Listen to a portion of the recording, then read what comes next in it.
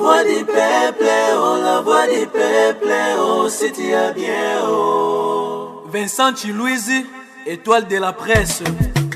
La voix du peuple, toujours longueur d'avance. Les informations partout dans le monde. La voix du peuple, toujours actualité na actualité. La voix du peuple, maman na ngaye, oh yango yo eye.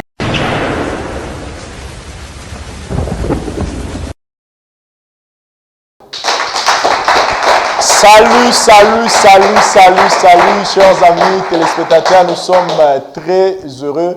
Il y a en ce moment, vérité en face est bandit et que en retour, Bino vous a tellement ébélé à travers le monde pour suivre ces programmes qui vous édifient, qui vous exhortent, qui vous consolent, qui vous ramènent à la vérité, qui vous ramènent dans le droit chemin à travers différents cas où la biso on a plateau na biso et surtout na ndenge to s'échangera na bino par rapport à la situation beaucoup na nango na nzela na biso to na nzela ba pasteur. Nous vous demandons de rester scotchés parce que lelo nous avons au moins 2 cas auto-retraités, mais à liboso ezali bongo cas ya ndeko na biso oyo baki ko funda ye pa ya belle sœur na ye pour na infidélité à commettre na bana misala na ndaku, mais après l'histoire ezaki tourner que ezaki vérité mususu ndezaki na kati wana. Notre frère avec toute humilité a contacté Kibiso pour que to meka ko sungaye na situation oyo azo traverser parce que de son côté et puis na niveau ya famille basali tout ce qu'il faut pour que faire amener ndeko na biso moi si na raison zina et Simbi Karaté. C'est pourquoi il est revenu chez nous pour nous avouer encore des choses et puis toye suite il y a problème on est les kaki et puis toza na kamususu oyo ya ndeko moko ya koluka biso ya maman par rapport à la situation moko à ça la vérité il faut avouer pour que à répondre libala naï. Donc nous aurons des vidéos. La première est à Otobani Nabino et puis la seconde sur Rolanda na je pense après Oyo. Mais je vais juste demander à niveau réalisation balancer les bisous extrait à dernière il y a vérité en face en Oyo de l'autre ça c'est une façon il y a rafraîchir bino mémoire pour que tous à la bisous sur la carte ça bien. On se retrouve juste après. Merci.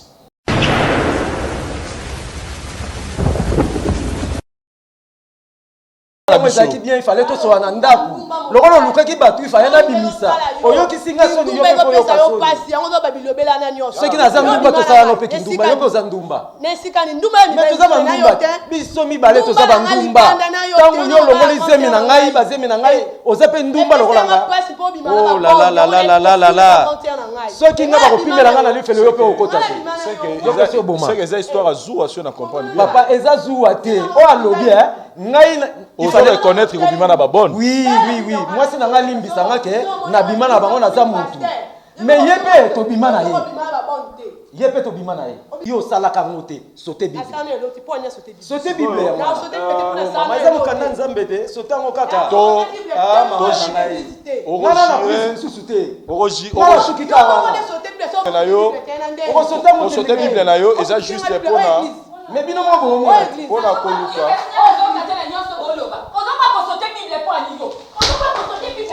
C'est vrai que la classe est la différence, mais cette fois-ci, la classe en chair et en os à votre disposition. Et c'est là à travers le Flat Hotel Tenasia. Le Flat Hotel Tenasia met à votre disposition des appartements équipés de chambres et suites avec un confort moderne. Une salle de fête moderne pour toutes sortes de manifestations, anniversaires, fêtes de mariage, réunions et autres. Pour ceux qui adorent la restauration, il y a un restaurant VIP à votre disposition. Un nightclub pour les amoureux de l'ambiance responsable. Un service traiteur de renom. Et pour ceux qui adorent rouler en sécurité et en luxure, le Flat Hotel Tenasia met pour vous une location des véhicules des marques. Le Flat Hotel Tenasia se situe dans la commune de Lingwala sur l'avenue Kalembelembe numéro 256 à 2 minutes de l'avenue Libération ex-24 novembre. Pour tout contact, appelez au plus 243 82 094 89 17 plus 243 982 70 58. Le Flat Hotel Tenasia, la classe, la sécurité, l'assurance en chair et en os.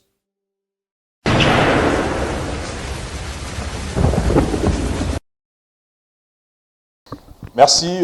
La réalisation, je pense que Bissonos Tolandi, to rafraîchir la mémoire na Bisso et to yebi dossier to zalango.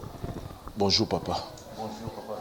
O utiliser micro na poto ka mombozo loba. Ah bonjour papa Vessa. En tout cas, to yambio une fois de plus na lisolo na Bisso na lisanga na Bisso ya vérité en face, juste pour que to mekapé Kosungayo na situation zanango, comme tu nous avais parlé en dehors à caméra. Les lots tolingi to megampe ko soit un peu moins éclaircissement moukié par rapport à la situation. Sur quoi éclairer biso yomoko où en sommes nous na situation na yo na madame na yo Zina par rapport à nyon sur les gars qui jouent quoi. Bon, réaction nanga vraiment eza passé papa Vincent au moni na sepeli makasi ko ya komona yo po na nini omoni bon naza mutu na se retrouver ke na sala ki mabe mingi bon sur ce baloba na français il faut t'avouer et à moitié pardonner na sepela ki na senga mwasi na bolimbisi bon na ndenge ya biso mibale na meki ko exploiter to solola na ye na kokite yango moni na ye pa na bino bo meka kosolola na ye soki akoki kolimbisa ngai puisque naza mutu nakoyisamaki omoni oyo nyonso bavérité oyo malgré nasalaki yango nazalaki mpe na badoute mpo mwa mwasi wana ndeko na ye wana azwi zemi ya liboso alongoli ya mibale alongoli mais namoni ke nakokontinue bongo te vi ke naza mutu ozo comprendre mais mwa mwasi wana ayaki kodeside ke non soki nga naboyi ye akopanza libala na nga na ndeko na ye effectivement paye kosama donc nga namoni ke nako vivre bongo te na vivre bongo na longolaka kana longolaka na ye donc e aussi mbate donc namona ki yango bien te mais na meki ko yebisa mwasi na nga mais a comprendre nga te yango na ye na mona yo meka nanu ko solola na ye soki akoki ko limbisa nga naza mutu donc na yebi ke o eleka soki ko limbisa nga bon yango na ye a pona mona bino bon solola na ye. Donc si tu comprends bien pour nayo koya ya semi na yo awezaki forme ya vengeance et pas na yo pour linga ki souté bo continuer relation. Si omoni siko mutalongo déjà zemi ya liboso ya mibale ya misato linga ke sani tanto liwa na mona ke na ko continuer na mabete na mutu na bandai ko yeba ke ona asala pesa mabe eza pe na ba conséquences siko na minito ngana mwasi na nga to solola te ozomona te déjà que c'est BBC déjà foyer na ngai et kota famille na ba on a évité qu'est-ce qui se passe là-bas na évité pour moi na chapel likolo kuna pesa te pour na lukakata ba membre moi ya famille te peut-être ba ki ko solo na bango avant peut-être ya na biso parce que c'est vrai que biso peut toza famille na mais famille biologique na yo tango ba prena ki yango est-ce que ozana bande côté ba no côté ko utiliser ki po ba kende ko meka pe ko tia moi kimia na ngamba moi sino kuna papa na ngai eza soni eza likambo soni po nazobima na ndeko mwasi na ngai nakoma na ye pe na niveau ya kolongola ne pe bazemi ozomona donc ezosala nga pasi munoko pe koma kilo po na loba ngo na n'importe qui nani yango oyo na koloba na ye oyo akopesa nga foti te bon namona ke na koka koloba na famille na nga te bino pe tokoma loba famille bopesa pe conseil ba pasteur baza ati boza pe bato ti mitu na bino pe salaka comme si beaucoup sera na ye pe soki sazi olimbisa nga alimbisi nga bon ma ici c'est Sopani tu retournes à tes détails mususu mais tu un peu moi kiria ko koyeba ezalaki nini oyo bazali ko motiver yo peut-être ko tourner na moi ndeko propre ya moi si na yo na kati ya foyer ozaki séduit pas na ye zaki c'était quoi en fait c'était quoi les fonds ozaka ko sepeli na ye ou c'était comment parce que en fait bolimbisanga pour la question mais nazo mona un peu moi bizarre bozana moi sinon na ndaku mais ndeko na ya na ndaku yo zo tourner na to lo bara faiblesse biso mbal parce que part ye avoua ki biso ke bima pe na bana misala so yo lo ba ke ye bon bana misala ozako bima na bango bon papa omoni toi mibali toi mibali eza na temps o momi abimi akei mwasi abimi akei yo ovanda na mwasi moko na ndako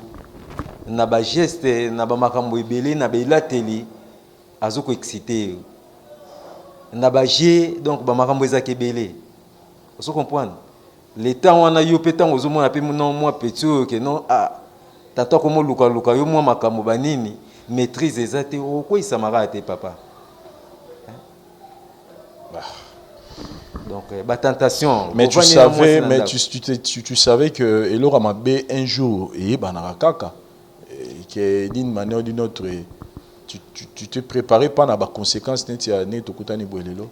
Bon, na bandai ko yeba te que un jour ekoki kokwe ya bongo ya po na yeba ina na ko lia na ngana tiki na yeba yete que non ekokota. Ok, et comment que moi mon message ne peut que non, le quotité premier tour, deuxième tour peut côté, troisième tour côté. Ok, côté dans on peut vendre. Mais na nenga vie non tu reconnais que ça moi mon boulot et mon baba si. Bon, nazala qui est au PT ngai. Pour na monde na continuer na vie haute. Pour ça na continuer na on peut prison peut ça au fond ma papa. Et na ligne na kendo sa masango. Et pour ça non les habitudes to sunga yo.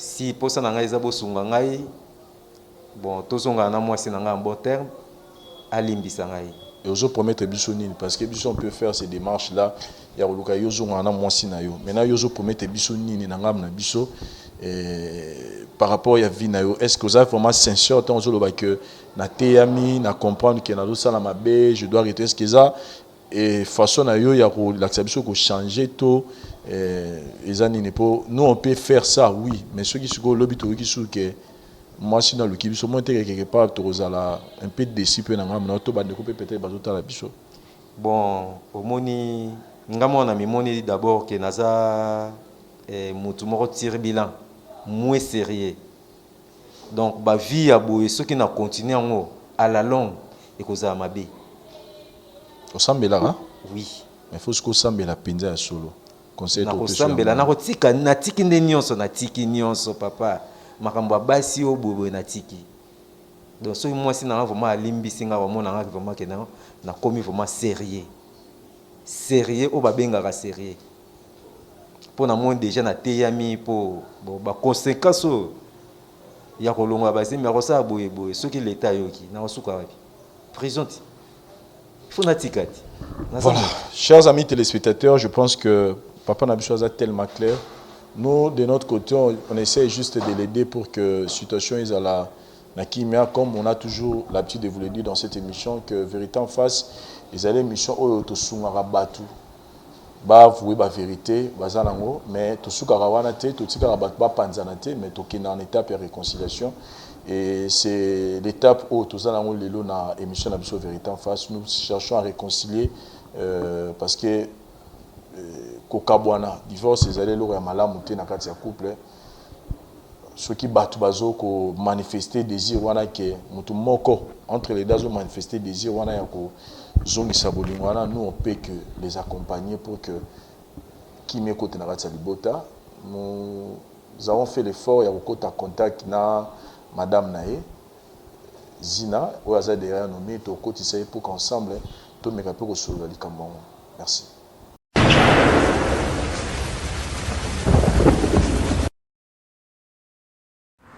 Bienvenue à Kinshasa. Pour toutes vos vacances à Kinshasa, il y a un seul endroit idéal, calme, discret et propre. Auberge Magana Center. Auberge Magana Center sur l'avenue Opala 87 dans la commune de Kassavubu. Des appartements meublés et climatisés. Des cuisines équipées vous permettent de passer des agréables séjours. L'eau et l'électricité sont assurées en réserve d'eau et de l'énergie solaire. Un parking de 3 places pour vos véhicules est à votre disposition. Auberge Magana Center. Auberge Magana Center pour vous. Passez des agréables moments, des agréables séjours à l'auberge Magana Center. Auberge Magana Center. Appartement, il y a bien meublé, bien climatisé. Mon pépé, loko la kaka na bundes. Venez et découvrez l'auberge Magana Center. Au Kominakin, il n'y a pas d'électricité, pas de problème. Et pas nabiso, na auberge Magana Center, solution assurée de l'énergie solaire. Maïezate kobangate, na auberge Magana Center, solution ezali. Bandeko, bino bato bovandi na France, Allemagne, Suisse, Belgique, Hollande, Londres et partout dans le monde. Dès que vous commis à Kinshasa, il n'y a qu'une seule adresse. Boya, beau vivre. Adresse Moko Kaka, Moko. Sur l'avenue Opala 87. Na commune ya Kasavubu. Ya Boye Bazui Wapi. L'auberge Magana Center. Ba séjour na kakaka.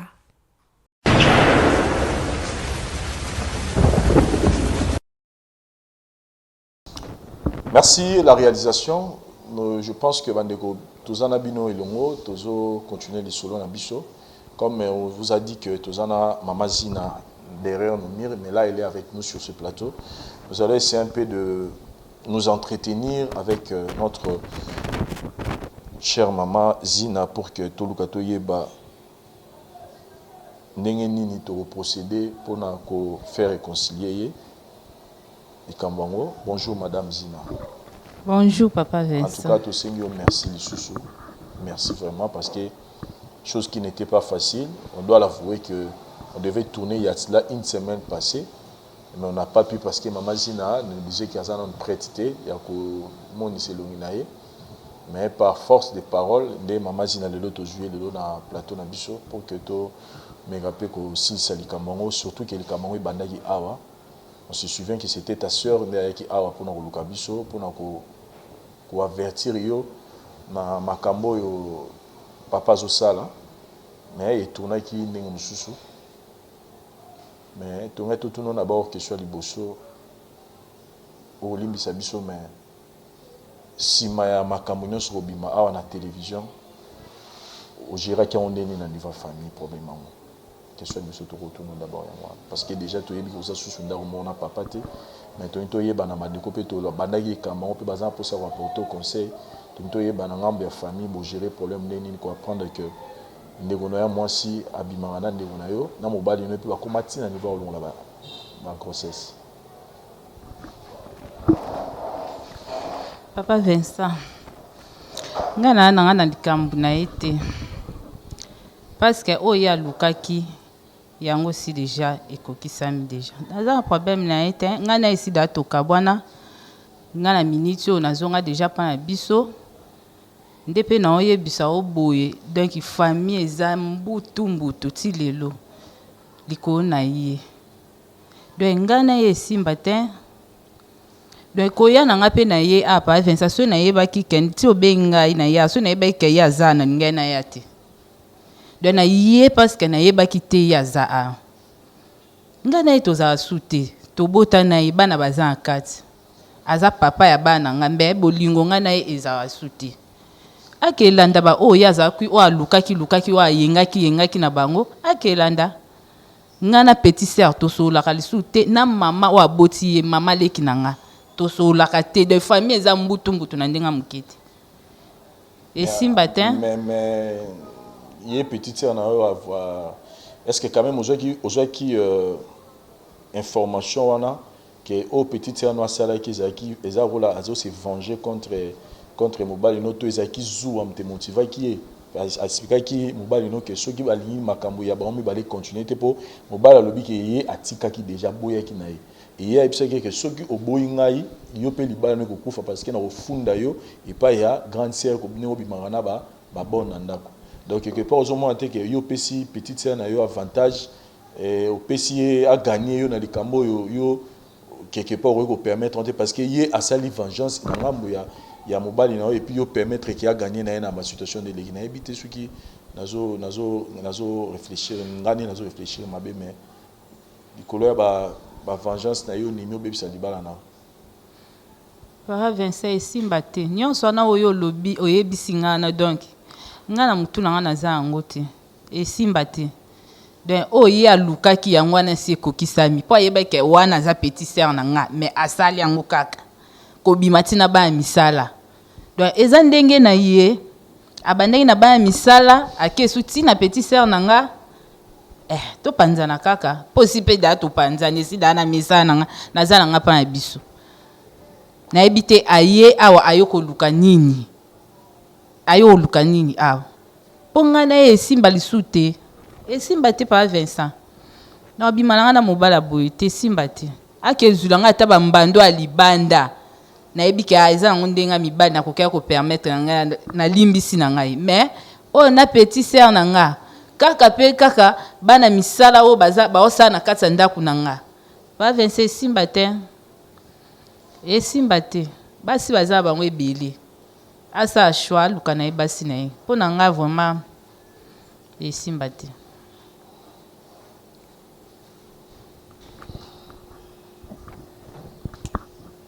On se retrouve juste après. Tout sur on a tout conseil. Ce qu'on peut permettre biso ata ba pasteur baloba, maman zawa pasteur be Sonia za États-Unis à l'autre la biso. Tout kata point de vue na bango bongo to ebani to salakas. Pas Vincent conseil na ko boya na ngati po bato ebele ba pesinga conseil na yoki na ngai mais na osela ngotinga na mwa mbalo jamais. Na boya na nga conseil te pasteur wa pesa nga conseil na yoka na ngai. Mais pour ngana zongela ye simba te pas Vincent simba te. Notre mission ici c'est faire réconcilier les gens, c'est pourquoi je passe la parole à ma pasteur de Yoranano au Barbarolo Repito. On se retrouver juste après. Merci.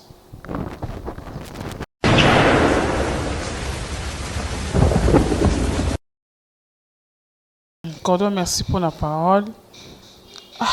Maman Zina, mute ya makasi. To nyonso nga pena bande côté yo. To moi o mobimba. Ozo yoka kati. Ba conseil bel bana opesa ko boma bala tisa na kana mobile mais oyo kitele oye anga una conseil croyait que ndongo yeboye okoyi ko ba kina limbisi papa mais okaka décision oyo kanga ki pe okangi kaka. Poani. Yaya. Okoyi ko mamba no pena ba prière.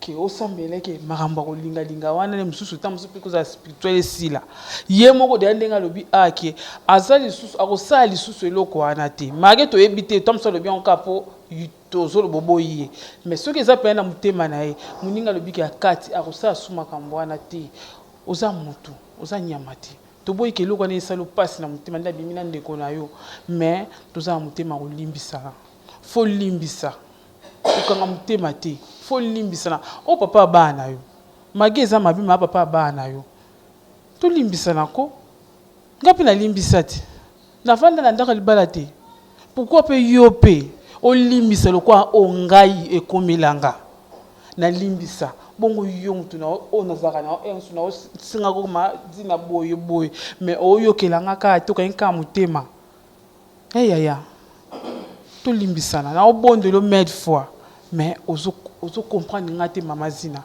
papa eko senga bo limbisi awa limbisa papa magema bena yo oyo salike lelo okuma ko bima susu na leki mwasi no ko longole na bazemi eloko ntango osala yango yo moko bande ko ka ndenge nini ozo ka pasi ndenge nini ke ozaleki ya mwasi nanga na osala yo moko ozo ke eloko na osala eza mabe mais osala ngo kaka oyebeke suka nango esuka mabe me ondimi osala kango kaka po anini kolinga te lo mususu oyebaki eza nango mabe na sala kaka po anini kosala bongo te papa siko lelo ngo tozobondela kaka mama Zina magi aza na mutema ya libende te eza kaka musuni magi tozosengaka limbisa kaka mais eza pasi na mibali basalaka boy yo vandi na okana ba obimaka no kana ba leki ya basi na yo ozwi mwana musala obimi na ye yango kindumba ngo batongola kabino ngo ya kotongola ba papa po ani bolingo pe biso pe lezi te po ani konyokola biso nyonso naba kolbimaka bimaka sko nga muto linga o yo bala na tondi sakayote ke yo ke no bimaka lisusu na bana misala butchaka biso pa l'aise butchaka biso à l'aise papa to botika makambo wana eza mabe botika yango so bosalaka yango ya kobimaka na bana misala to bandeko ya basi na bino eza mabe botika na bino bandeko ya basi tango yo yebi ke o wana za mobali ya na ngai mage tolobaka ke aza pe mobali na nga wana ezaka ka tolobaka yango na baje me tolobaka na ndenga solo te ke loko aza mobali ya na nga aza pe yanga po banda kobimana na ndenga solo te eza mabe botika eloko wana so moni ke mobali ya bandi kobimana yo kobano ke na lingi yo bimisa ya ta kobimisa na poisa po le tango ngo funda e aokata makambo wana me loko alingaki yo boya kite onzimaki yango ta makambo ezoleka a pona nini poni bosunga pe bisote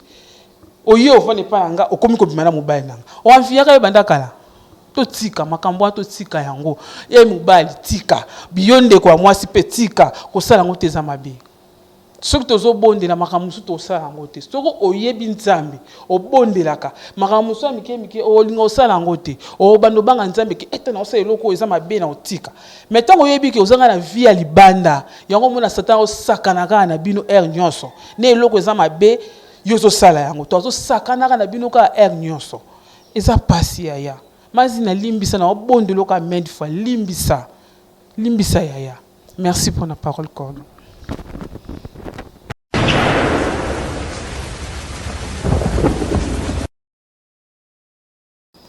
Oui, merci Cordon. Alors, c'est pas la mingue na réaction de qu'on a vu sur moi si. C'est une réaction normale. Na yina lo bela mukie parce que tozo mona ka mutazo lo kalibala ezonga me abosani kezana batumi bale bakoti mabele pona ye. Ola lokanano arranger na nzambe oyo bumi batumi bale. Eza facile ya koloba kana longoli zemi. Olope na longoli ya mibale. Eza na facile ya koloba. So mi tiena no ke ngape na banda na zemi. Avana komande na zabuwe na utaki na libumu ya mama. So mama wana bimisaka yo. Onyoza la vie. So mama wana bimisaka yo. Olingyo bimana babon. So mama wana boaka yo. Olingyo bimana semeki. C'est une question, tu te poses cette question, on comprend que ezaka ka moi cité ya la pembe na yo. Vie ya mutu o lungolo na mukili. C'est très important. Ndelo ko liboso ko banda ko réparer na nzambe ke mutu pesa kinga na bumiye. Na conscience na nga na biki na obuma mutu. Mais tu as préféré réparer les mariages que oyo kaso na miso ba te mais obuma mutu. Pour na yo ta solution, mais la solution t'es mon frère. La solution t'es. Tout le monde langage wana ki mibali tozala ka boyi. Poni baba za mabala pe ba sala ka makambo ngote. Pato mona batu babokola basemiki babima na bango pété. Babokola pe bana misala babima na bango te. Ba mibali te. Ezaka mibali. Non. Kocha mibali nyonso te. Yezande yo. Zo mukumba na yo, ndima soni na yo, ndima buzoba na yo, kola tango te kola tsa batu mususu. Non. Parce que ça na bana mbasi pe bakola na ndako abayena bango, abima na mbala yena ete. Ti abali akela ndako na yali bala sala ngote. Olwa kisa faiblesse. Non. Parce que za batu mibale bakie mabele. Pona nini batu bakoyoka soni. Su ya yena yoki libale kokufa. Mais asa yoki libala on pa boya ngote. Siko ubumela ki mutu anapona. Pa yoki angwa boy peti. Mais les locaux ont à tout bando kobondela to bando kosala po. Mais souci ya baoba ki tozana ngote. Mes frères et sœurs, er to sala kamabe tous ces pays ici-bas. Kozela nte ko futa ngo comme ko futa ngwa. Parce que za makile koti mabele ko ganga. E ko ganga liko na vina. Bongisa na nzambe ata mwasa boyo, bongisa na nzambe na yo. Kotala kaka intérêt ya mwasi te ki naza na mwasi pembeni. Tala no intérêt ya nzambe. Oya peso pema. Oya pese ki mibala ngo izala. Tala no intérêt ya nzambe wana. Si malere soko okubongisa ngo apere. Abi chercher premièrement le royaume des cieux. Les restes vous sera donné. Les restes sont en autozolo comme bala. Bomengo et ça pas reste. Bongi ça non nzambe mon frère. Bongi ça pas sous la mbindo, ça la makile zo ganga liboso na yo. Ma sœur merci nzamba pambola yo. Okobo ya pe libala te parce que ndeko no abimina mbali na. Opesi e passe en or. Vous appelez mbali musa vous appelez kana bandeko. Yo po za la kana bandeko. Ce qui est important, c'est qu'il faut réfléchir avant aux décisions. Et là, bala, au bout de bana, si vous avez passé le au bout de bala, au bout de bana, vous avez pondé. Banda ko mona kawane kanga ba 4000 ezana makambo ebele. Ana makambo emele. Aba mbali mususu so les a lukolo so koti ato changer okutaka na bato ya lolengwa.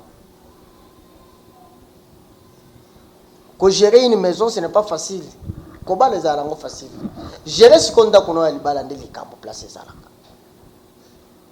Quand on dit que gérer ndako libala, on gérer ba bokilo, on gérer ba semeki, on gérer ba camarade, on gérer ba toute sorte na sorte. Sans un esprit supérieur, te okoko kati. Nzamba appelle ça moi si un corps excitant. C'est à toi d'avoir un esprit et de dominer les colonnes. Ce que moi naga ko moni mwasi okoi omoni mobile okoi non eza makambo malamu te ma sœur zonga pesi ma digérer les kambo o malamu avant sa décision mais kondimate ko limbisa parce que pasteur à l'obito ma pasteur à l'obito de convaincre à l'obité limbisa si ça vient de toi si ça ne vient pas de toi ne sois pas hypocrite j'ai une position là où yo trouver normal pour nayo. Mais c'est mieux de reculer. Il y a qu'autant les psychos au réparer dans l'âme. Moi si on réparer après. Mon anano ba oyo au promettre ba oyo au baby si peut-être et dans nzamba pese ka bana mibala ko bota baze mibale selungu. Mais ezana mutu moko obala mwaswana akosibir conséquences na yo. Faut réparer. Chercher à réparer notre Dieu. Le reste, et que bonga nango, ce qui nzamba s'appelle bonga. So moi so za moi si vie na yo, on nzamba tchali boso na yo. Ko bonda lo ne pas azali bana na yo. Mais banana na ko bongisa na nzamba. Moi na intérêt ensemble. Moi na intérêt à vie ya ba obakei. Et ko zala kitoko mingi. Je pense que to so la c'est ma caméra. Bino pe bazolanda, vous vous retrouvez dans la même situation. Moi si ayena libala basemeki bazali tabiste to bana misala bazali tabiste ba pesiote zalaka pe na sonyo za patron mutu azo sana ndako na komise moi sina yo sana na sonyo ko bo mutu pezala tio ko simba bandeko na yo. Voilà, merci beaucoup à toute l'équipe et à conseil pour la Moussala Boussali. Je pense que papa, madame Naoyeyo, la pasteur Balobi, maman Lobi, mais je mérite que Yomoko au solo la madame Nayo, Oyebisaye ni noko Oyebisaye, par rapport à la situation où Yomo Olandi Nenga Lobi, Olandi peut conseiller à Bandeko Bapesi. Qu'est-ce que tu peux dire dans tout ça?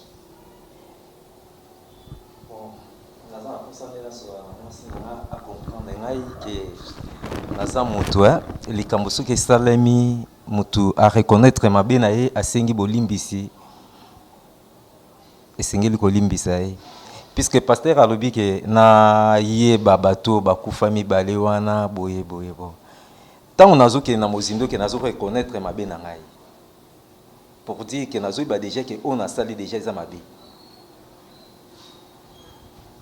Même moi si na ndenge aza moi siti to vanda na ye eza pe na batampe ayaka na sengi pe abi non papa na lembi na supportarati mais ye aza moi si nanga ko boya te n'importe comment puisque ba obi ke o yanga eza ye pe zanga naza mututi tant na atika na ndako ba tentation on a mona tantôt ozolonga moi elamba moi nini petite sœur na côté na chambre yo bangi mais ya zotuno o bangi po anini eza nango rien omoni na mobali peti tantôt na temps wana pe na ba nerf donc matina na ba posa mususu ba makambo mususu na mutu naza pe mutu liboso te ya okwesama.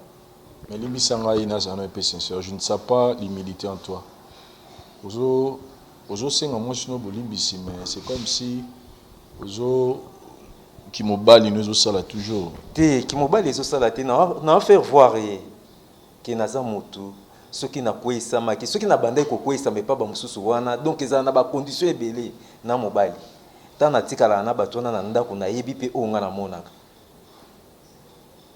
Donc on a mon appé tellement que na mobali pourquoi tu te justifies na mabe oyo so sale alors que moi sinon ça pardon papa au moins pas nenga lo babongo que azampe na attention donc ce qui ngai lelo na zongi si motema na zongi la yi tentation ane ke zala kaka au koka ko sipoter tentation anati et kozala te mama na senga bolimbisi jamais. Oh là là. Pas fait sanga na kozongi na mobala boite. Kwani? Est-ce que yo yango na zetu la haut ndeni? Ah bon? Na zetu la te. Na koki kozongi na mobala boite. Donc eza ndenge na ye. Atanga na zana ngate ata bali mwasi mususu donc eza ndenge na ye. Oki mambo alobia. Donc batatation wana petit sœur na ngazo lata ye azo sala boazo mona. Donc eza ndenge na ye jamais. Oui, que tant au Linaka, tous les rappels à devoir moko, non au ba qualité pas mobile, il y a pas au coup de défaut. N'est pas moi si mobile au coup de qualité n'a pas défaut pas non. Peut-être un zamba check yo nanzela na peut peut-être changer. Tous les rappels à mission bolimezara à tout le monde a jeté. Ils appellent au parfaire ba défaut au coup de pas mobile. Pour ceux qui rappellent na zo encourager kindumba na été. Eh papa lui ça peut-être terme à utiliser. Nazo encourager ba mabunga na été pas na yo mais nazo tali sopé que et là on me dit garantie yo te que mobalo pour ozo mi balé a ozala fidèle parce que côté wana ezarato eza moi passi que yo loba que non na tiki mobali oyo yo po aza mobulu na inazo oyo oza mobulu te en tout cas côté wana ngana webisa yo etanki mobali que ça la moi attention na décision là. Mais ce que Monique que Mobali n'a déjà pas bien vaut un ange que tu connais, un démon que tu connais, qu'un ange que tu ne connais pas. Pourquoi pas Europe sa biso Nanzela la vérité en face Europe sa biso chance, Europe sa une deuxième chance.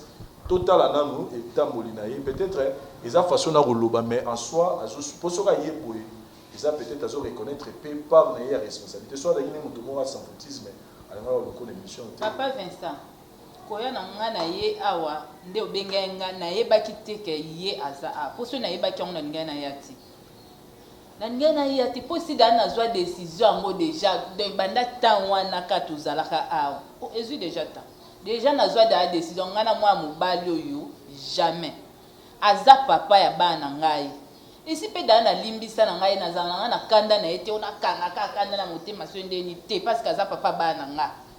Mais maman na ngai na asenga bolimbisi ngana ye pa Vincent ekesimba te maman na asenga nde olimbisa nga basi bazebele o bimena bangwana o ke no continuer na bango te o na salaki wana na reconnaître que na salaki mabe jamais o salaki yuza mwasi na ngai oza mama bana na ngai o sepeli ka toka bwana kaka voilà ah na regretter c'est que ça na bolingo na ngate pourtant o linginga vraiment fallait ndima pe ba défaut na ngai na salaki mabe na sengi bolimbisi kasi mela yo oyo sala ba Vincent o ezake biso ni bale to yebani na sikotaka ye mais o yake kota kuna ba place yake kota jamais mama otali ata sima te otali ata bana ngote aza papa bana ngai nazolo bango mettre fois bana nga ba ko changer makila te ba ko changer papa te papa ya bana nga eza ye mais pona nga neto za suna bolingo jamais ezate ke na zui décision wana pona ye awa so pendeni décision na sidana zo banda e to zara déjà a ezate pona lelo pa Vincent et simba te ake luka basi na yebo ngai simba te calme-toi s'il vous plaît, je pense que sinon on va tourner en rond, on va prendre beaucoup de temps ici pour que tout soit en haut. Laissez-nous le temps, il y a qu'à traiter le problème oyo en dehors de la caméra et nous allons vous donner ça pardon eza ya libanda ya caméra te na lobby yango déjà pa Vincent ezati ke poso to longo na caméra le to bongisa makambo eloko ebonga wana ezati pa Vincent ngana za ngana batan ko fanda sute ke na banda su ko fandi la raba makambo atali banda caméra esimba te po ngaso ka to sisi pa Vincent na entraîner te na bimi na ki na za mamu na nga ya osala esimba te basi bazebele ake luka basi na ye oya moni ofana ba ngati merci na bande retour bozuita hotala biso comme je viens de le dire, Tozo continue en libanda ya caméra, limbisa maman et puis on va vous donner la suite na Bamikoule Goya. Merci, bye. Ngai maman Pichu Tonele, naza pharmacienne en formation, nazo œuvre dans le laboratoire CRMTA, où ils allaient centre de recherche et de production de médicaments traditionnels améliorés. Tout tient à disposition de bino cosmétiques, tout un dossier cosmétique enrichi au collagène, ils ont traité tampons. Ils ont traité rides, ils ont traité poche, ils ont traité imperfection mingi ya peau. Pour ça, il y a un sérum sous forme de masque. Tous les ici crème réparateur. Ils ont réparé pour ce qu'on a un problème acné, boutons, mapalata. Et puis pour ça, il y a un sérum où ils ont enrichi dans l'acide hyaluronique. Tous les ici gel douche. Tout dans un grand format, dans un petit format, et ça a mis à paille, ils ont adouci un pot. Tout dans d'ici cheveux, ils ont collé sa souki, cheveux abîmés, souki, ils ont quatre en pamba, souki dans la teinte, ils ont bondi sango, ils ont retardé repousse, il y a cheveux blancs, pour ça ils ont huile, ils ont bain d'huile. Tout dans la crème, pommade, tout dans savon, où ils ont accompagné gamme, il y a cosmétique, nyonso. Tous les médicaments dans le laboratoire CRMTA, tous les pommade Diazolex, ils ont pommade antidouleur, ils ont traité toute forme de douleur, même la douleur rhumatismale, la colocovimba, ils ont traité en haut. Tous les crème Borex, ils ont uniquement pour les papa, ils ont rallongé le système de papa, et puis ils ont agrandi en haut. Tous les Diazostimule, où ils allaient produire ils ont traité différentes formes d'impuissance sexuelle, éjaculation précoce, dysfonctionnement érectile, faiblesse sexuelle en général, et pas ils ont traité frigidité, ils ont sous forme comprimé. Tout ça, la zinginalis, présenté sous deux formes, comprimé, à sucer, na suppositoire, où ils ont traité différentes formes d'hémorroïdes internes et externes. Tout ça, la méamycine, où ils ont traité la levure. Tout ce qui est MIB, tout ce qui est maladie, kyste, il y a MIB, ils ont traité en eau sous forme de comprimé dans le sirop. Tout la crème méamycine, où ils ont traité tout ce qui est maladie à peau. Genre d'être maladie à PC, mycose, c'est là qu'il y a mibali, surtout, ils ont là sapatou, maladie, l'auto, méamycine crème, ils ont traité en eau. Tout ça, allium. Allium, ils ont traité toute forme, il y a hypertension, ils ont normalisé tension, ceux qui tension est mataga, à quitter si à normaliser, ceux qui quittent à mater si à normaliser, et ça à partir de aïe. Tout ça, la menga, ils ont produit anti-anémique, bateau bazara problème et anémie, quelle que soit l'origine, menga, ils ont remonté, ils ont tonifié un peu, ils ont fait sa makasi énergie dans les autres. Voilà, ils ont gamme de produits CRMTA, laboratoire où ils ont travaillé essentiellement dans les phytomédicaments, dans les plantes médicinales. Donc, nous avons tous les produits au monde et ça mis à partir de l'anxiété et de à part qui si on a si que la bino, tous les maladies qui sont autotraitées, tous les préparation personnalisée. Dans le cas de myome, par exemple, c'est une préparation mon corps et permettre de réduire la dimension de myome pour faciliter le bota. Tout le monde qui s'est fait se rappeler, tout le monde voilà tout traitera en couple. Et contact Nabiso, na Kinshasa, ils ont plus 243 81 83 13 322 plus 243 81 83 13 322 plus 243 89 89 33 855 et Nalibanda, tous en a plus 1 514 329 12 56 plus 1 438 765 64 73. Voilà les numéros à contact na biso bandeko ba kobenga libanda na ka ba maladie songolo pakala maladie oyo ba tene tondante oyo esalaka ke mutu abima ba mafina na mutu to traitaka ngo pe donc ko contacter biso opposer problème na yo to ba plante nini oyo kozwa solution na problème na yo.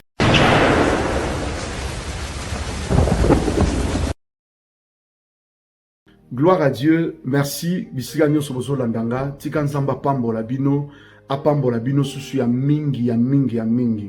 Na eneb sa mutu moko ko zapete. Pesanga quelques minutes. Vous savez, le temps ezalaka facilité mutazo temps pesio. Mutu nyoso wana ba occupation na ye, na minute ko kende wana temps ko landate. Obande pour landelo mususu, mais c'est Dieu qui a permis Olanda. Nandima bazarte, nandima nzambo a préparé le kamnatina. Ayebi ke na secondo isenga ki Yolanda ngasiko na télévision. Tant pour Yolanda, peut-être c'est la première fois au Ebité. C'est votre frère Père Konde Israël. Nous avons exercé le ministère prophétique par la grâce du Seigneur. Yoka na ina ibisolo moko. Zambe na likolo a révélaka. Ezana mutu moko azolanda ngasiko. Ana besoin nzamba visiter parce que ça moni vine komi na suka. Et comme na suka zo ba nesu loko salati na koti na kati ya Bible avana kota na ndaku na yo na 1 Samuel chapitre 9 eza na papa moko akina bozwi ebele akina biloko ne ebele malamu kaka na tongo moko boye a perdre ngo eza ndenge mona yo pozo landanga omoni pe yo zo landanga c'est Dieu qui te connaît partout place oza c'est Dieu qui permet omoni problème oza na ngwana o perdre wakina ba voiture le zate wakina bandaku lelo za sans domicile wakina mukanda to subi wa boto layo wakina loko moto so perdra ozala ba domaine belé so perdra ya muzali suti ezate oteka ke loko teka marapeti o luka pe mukanda ozwaka te o meka na sorti tout et simba na ngoti o meka pe mubali bo simba raté moi si bo simba rapete oza comparer na moto o perdre nyonso mais a luka ka solution. Dans quelques minutes, tu as la solution. Moto akoto sangwa romona. Na peki sur na banganga kisite.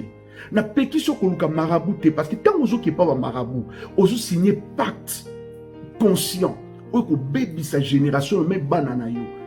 Je t'interdis d'aller consulter les marabouts parce que quand on commis nango, on commis tous ces boujobi prophètes na lembi. Pour na sameli na salba sacrifice nyos. Si tu ozo landango bité, omoninga na génie.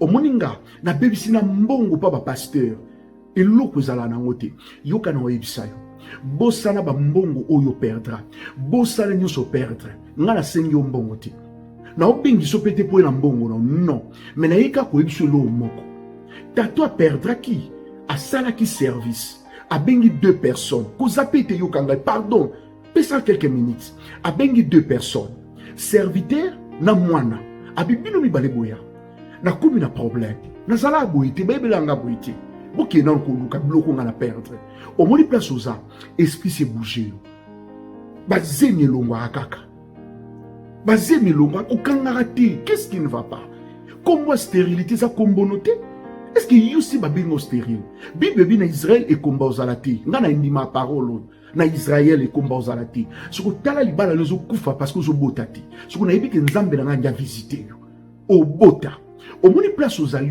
si ba boake lo maladie ba baby sanzoto na yo oyebi le ko sala to kanga bana ndako mila bakisi so melikisi to lalate mais yo kelo na ibisa yo le Dieu que je sers nzambo abengangai un jour na yokai le jour na nga baptême na yoka nzambe koloba na ngai na nzela prophète bolia abondela pona ngai ba meminga na manji na zui baptême nzamba lobela ngai abina nzela no ko bikisa batu na ko kangola batu eza grâce à nzambe na mona nzamba idina bala na vina ngai asa nzambo asala ke bele na ndimaka nzambo alobaka asa nzamba ba aventure te na ye kokota na ndaku no par la foi mais comment accepter nga ko zapete quelques secondes s'il te plaît yoka na ki sukisa na ngai ba serviteur ba ke luka to ba tambour boy ba sur le consalate nde ba kutana ki na prophète on a pesi ba éclaircissement na yebisi mutu moko soki ba prophète a bien bazalaka so pe ma biba zaka mekana na bondeli na kombo na Yesu mekana